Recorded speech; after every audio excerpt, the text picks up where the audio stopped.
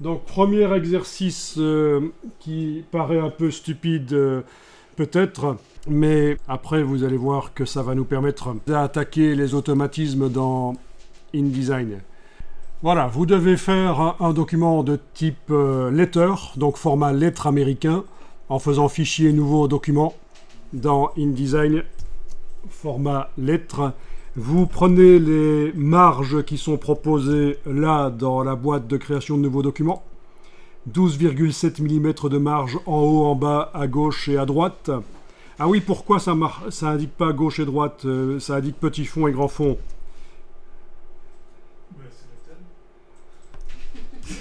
Si je décoche ici page en vis-à-vis, si je décoche page en vis-à-vis, ça devient gauche et droite. En réalité, petit fond et grand fond, c'est des termes quand on a affaire à des doubles pages. Mais ici, je vous ai demandé juste de faire un document à une page.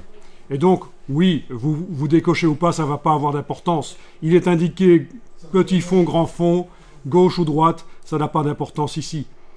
Mais c'est une notion dont on reparlera bien sûr quand on fera des documents double page.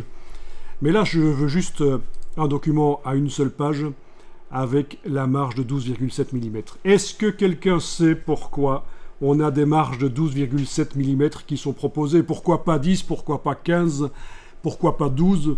Pourquoi 12,7? Donc tu es sur la bonne voie, tu as fait la moitié de la réponse. C'est parce qu'à l'origine, c'est calculé en pouces, oui. Et le pouce anglais, la mesure impériale, se retrouve assez souvent en mise en page. Et donc, et alors, la suite, c'est quoi? Un pouce, ça vaut combien? Je sais pas, 2,34, un truc comme ça. 25,4. Et ceci, c'est donc un demi-pouce. Donc d'office, InDesign vous propose des marges d'un demi-pouce. Bon, ça, c'est juste pour votre information personnelle, parce que de toute façon, on peut les modifier, les marges, mais ça paraît bizarre, 12,7. Maintenant, vous connaissez la réponse. C'est un demi-pouce. Ok, bon, ben c'est la seule chose qu'il faut faire. En fait, il y a un nouveau document, format lettre, que vous créez. Et vous voyez les marges. Vous les voyez. Ici, j'ai ma palette des outils en 2 colonnes, parce que je trouve ça plus sympa que de l'avoir en une colonne. Vous connaissez le système avec la double flèche? Vous savez pourquoi, à un certain moment, contrairement à ce qui se passe dans Illustrator et Photoshop, où on peut aussi choisir d'avoir la palette des outils en une colonne ou en 2 colonnes, pourquoi est-ce que InDesign propose ce truc bizarre de la palette des outils horizontale? Non. Vous n'arriveriez jamais à deviner, mais je vous le dis, c'est parce qu'en fait, InDesign est arrivé en 1999, et le but de Adobe était d'arriver à dégommer complètement un logiciel qui était omniprésent à plus de 99% dans le monde de la mise en page, et ce logiciel s'appelait Quark Express. Ah, t'allais pas le dire, non. Ils ont tout fait, mais vraiment pour dégommer Quark Express. Et alors, ce qui est intéressant dans cette histoire, parce que bon, c'est des histoires, vous allez dire, c'est des vieux trucs, on s'en fout. Ça explique pourquoi il y a une palette des outils horizontale, déjà, parce que Quark Express avait la palette des outils horizontale. Donc pour faciliter la transition pour les utilisateurs de Quark, Quark c'est la marque, Express c'est le logiciel. Ils ont fait ça. Mais alors, ce qui est intéressant dans cette histoire, c'est quelque chose que je trouve assez intéressant, c'est que à l'époque, tout le monde était unanime quand Adobe a lancé son logiciel InDesign. Ça ne remplacera jamais Express. Vous allez souvent rencontrer ça dans votre vie professionnelle. Vous allez avoir des gens qui unanimement vont dire « oui, c'est pas mal, mais ça ne remplacera jamais ». Méfiez-vous. Et on parlait de l'intelligence artificielle tout à l'heure.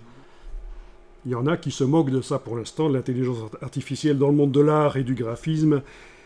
Ça existe aussi dans le monde de la musique, l'intelligence artificielle. Vous savez, on sait faire de la musique par intelligence artificielle maintenant.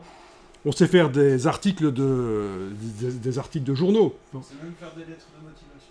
Et des lettres de motivation aussi, exactement. Il suffit d'indiquer les différents mots-clés qui doivent apparaître et ça vous rédige ça. Donc méfiez-vous du ça ne remplacera jamais. Voilà, ça c'est pour la petite anecdote. Quand j'étais jeune, quand j'avais 14 ans, je pense, je faisais de la radio locale. C'était l'équivalent de YouTube d'aujourd'hui. Hein. Vous voyez, c'était la FM, la FM dans les années 80. Je suis arrivé un jour avec mon lecteur de CD, et les gens qui étaient avec leur vinyle, là, disaient « Ouais, c'est pas mal ton truc, mais ça remplacera jamais le vinyle. » Bon. Donc, encore un exemple, méfiez-vous de « ça ne remplacera jamais ». Le smartphone. Alors, les appareils photo numériques. Au début, les appareils photo numériques, c'était la même chose. Ouais, c'est pas mal, c'est un jouet, ça ne remplacera jamais les films analogiques. Tout ça est très drôle, en fait, quand on y pense. Donc oui, ça peut être un exemple, en effet, filmer en vertical avec un smartphone. Ouais. On disait qu'il fallait jamais le faire, et oui, et finalement, ça devient la norme pour les stories, etc. sur le web. Ouais. Ok, donc on a votre document lettre. Alors, ce que je vous demande de faire ici, je vais quand même remettre la palette des outils hors de colonne. Voilà, oui, je voulais vous dire ici, quand vous avez la palette des outils hors de colonne, vous avez les deux icônes ici, vous avez l'aperçu, c'est la lettre W sur le clavier, vous avez vu. Hein. Et évidemment, vous avez l'aperçu sans les structures, vous voyez le document tel qu'il va sortir de la presse, entre guillemets. Donc les marges n'apparaissent plus, on est d'accord. Eh bien là, ce que je vous demande de faire sur le document, c'est ceci. Voilà, ça c'est un document où les marges n'apparaissent pas et les structures des blocs n'apparaissent pas, donc je vais utiliser l'icône ici, peu importe. Vous devez faire 3 blocs qui collent à la marge de droite. Les blocs ont une largeur qui fait la moitié de la largeur intramarge, c'est-à-dire que vous avez... Et là, je vais faire réapparaître les marges. Vous avez des marges qui vont de là jusque là. C'est ce qui est rose là. Et le bloc a la moitié de la largeur intramarge. Vous devez faire en sorte que chaque bloc ait 50 mm de hauteur. Et l'espace entre les blocs, c'est 20 mm. Allez-y. C'est super simple, mais... je voudrais voir comment vous vous débrouillez pour faire ça. Et après, on va parler d'autres méthodes. Je vous montrerai d'abord comment j'ai fait moi pour faire ça.